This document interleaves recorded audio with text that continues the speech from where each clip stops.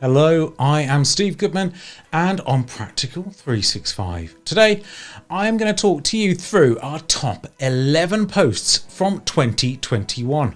We've had a busy year, over 200 posts. Tony Redmond joined us, plus a whole plethora of other MVPs and experts on Microsoft 365. Writing for us, loads of articles. You might have missed a few really good ones. So I wanted to talk to you through just the top 11 because 11's a nice number. And the first of these two are some of the Microsoft interviews that you just won't get anywhere else. So earlier in the year, Viva came out and Viva Insights was and is a big thing. So we were joined by Kamal, Tony, Paul and I to have a chat about some of the more advanced features in it, the bits that were workplace analytics that you might need to buy and add, and what happens with Outlook, and what are the privacy considerations, how have Microsoft built it.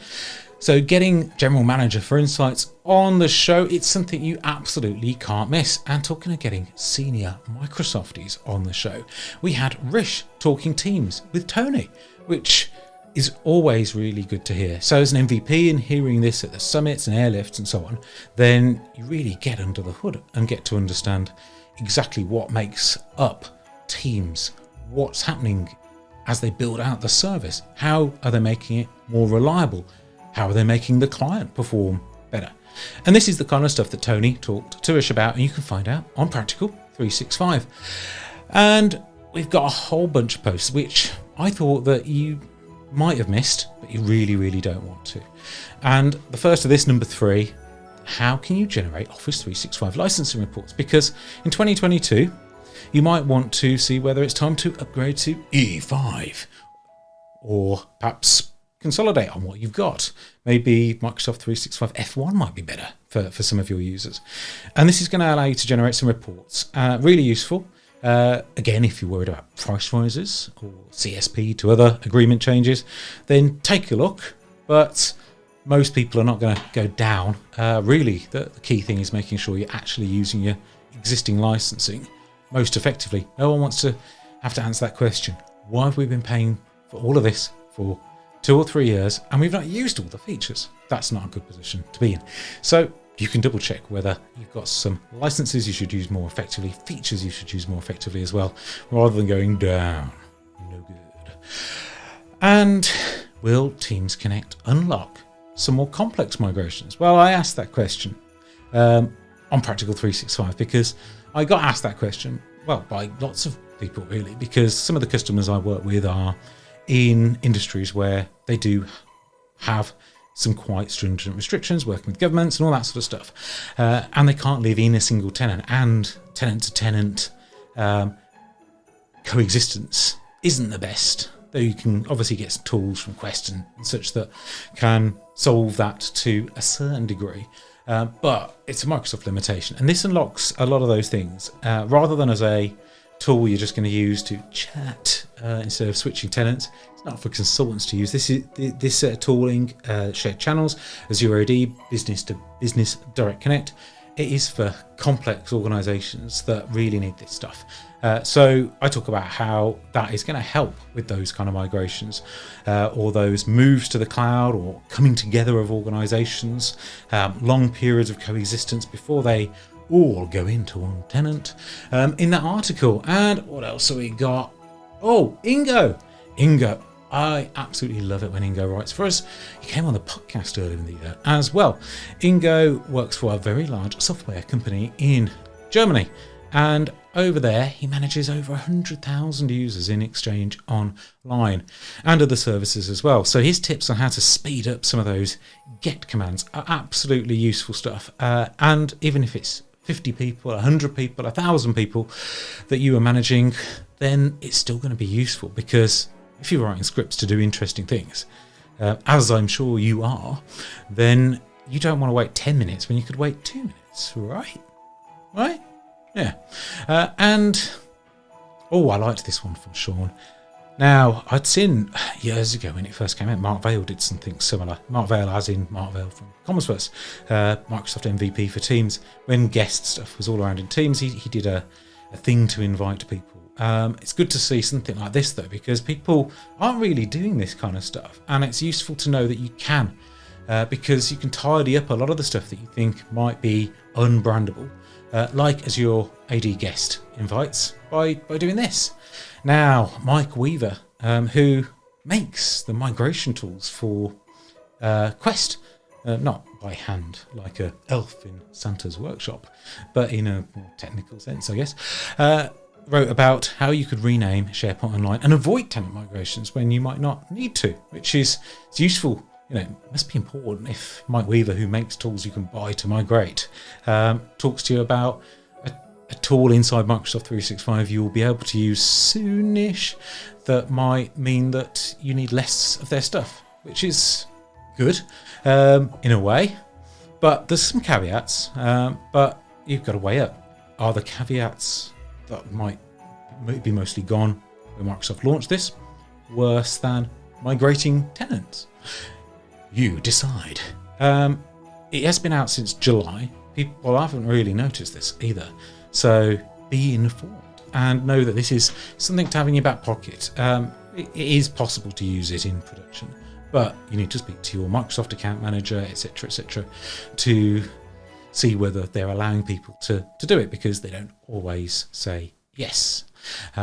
Depends on factors. And Microsoft 365 has had a lot of features, new features, loads this year. Some announced and aren't here, like Teams Connect. Some announced and are here. Some were announced last year and are here. And you get it. Some of these you might have missed because you've heard the announcement, you've seen it on the roadmap, and then it's dropped, and then you've not had a chance to investigate it a little more. So there's a few of these, and first of this is password authentication, or passwordless authentication, using FIDO2 keys. Dominic, who was an MVP, he didn't get kicked out. He went to Microsoft because they employ fantastic people like him, obviously. And he was writing a great article here, two-parter, and I linked to the second part on using these FIDO2 keys for passwordless authentication. Really nice. Little USB key things, if you've not seen these before. You stick them into the computer and magic happens. And Teams webinars. It has been the year of terrible webinars. Not the ones I've done, I hasten to add, but webinars that aren't always so good. Mostly because of the technology used to produce them. And this has not been helped by Teams live events, which is okay, but it's not really Teams meetings. So Teams webinars came along. It takes features in Microsoft 365 that some of these are, could be aimed at education, like making sure kids can't talk in virtual class, if people are still doing them. It also brings together webinar features, obviously, as well, Q&A apps in Teams, but it's all under one lovely present that you can use called webinars, with invite pages and all that sort of stuff. It might not be ready for prime time if you use a lot of integrations from third parties, because sometimes they may have taken 10 years to integrate with WebEx or something, and it might take another year to integrate with Teams. But this is better than some of those horrible webinar solutions. I've had to use them. I do think, if you're going to stream out, you want to use something like Teams, or you want to go straight to YouTube. We are here. Definitely one to watch, definitely one to use. I used it. We had a company town hall, and the features in it, combine those together instead of live events. Absolutely successful. The Q&A stuff, being able to mute chat, use the Q&A for moderated Q&A, mute people in the meeting, all of those kind of bits are absolutely fantastic. So even if you don't use the webinar functionality as is, the bits of it, you can use it, and you can add those to meetings you create, to webinar them up, if you like, if that's your kind of thing. Now, you need to avoid holiday misery for so many reasons, and it is that time of the year when we know it's not possible for everybody, especially people who don't bother managing their tenant properly. And if that is you, then do something about it. But don't just start changing stuff either. I'm not going to be held responsible for any mess you make. That is for sure, because I am going to be relaxing this Christmas. And so should you. So do some sensible things if you are going to do anything, and be prepared to fix them if things go wrong. One of them is how to improve your MFA effectiveness in your Microsoft 365. Tenant Tony wrote about this, and it is basic stuff that you shouldn't miss. I love this picture. Look, there's a cardboard Tony. Fans of Exchange may well recognise cardboard Tony from several years ago, as will Greg Taylor, who I think had him in his garden, but Tony has him in his Tenant, peeping up there. And that's the passwordless authenticator on your phone. It is brilliant. Right, it's something you should be using. We talked about it when Microsoft enabled it for Microsoft accounts. It even made the Jimmy Fallon show much more interesting to watch than us, perhaps, or not. Depends on you. But that is good, and I love this one where you can see the map of where you are. If, of course, your users are going through some sort of weird VPN that means they come out through Germany and they're in the UK, well, then you do have problems and this won't look right. But for most people who know how to set this stuff up, it's going to work pretty well, because the login will come from a computer. The phone will go, oh, look, you're trying to log in and you're in Dublin. Are you at the EMEA data centres? No, you're at Tony's house. Well, we'd better let you in then. Or you pick, actually, you decide. I have a Teams phone, which isn't behind me because I'm in some sort of grotto. But if I was in my office, then that Teams phone, that pops and prompts up in the middle of the night because I never configured it properly. It's for testing. And I'll get like an MFA notification. The first time I'm like, who's trying to sign into my tenant? And it was the phone, as I saw later that day, after rejecting it. Well, I'd have known, because it would have shown me 20 miles away from where my house, where the internet thinks I live. But it's good. Now, number 11. Maybe not save the best to last, but I think so, because I wrote this. And if you're still publishing Exchange to the internet, then you should probably stop after you've moved to Exchange Online.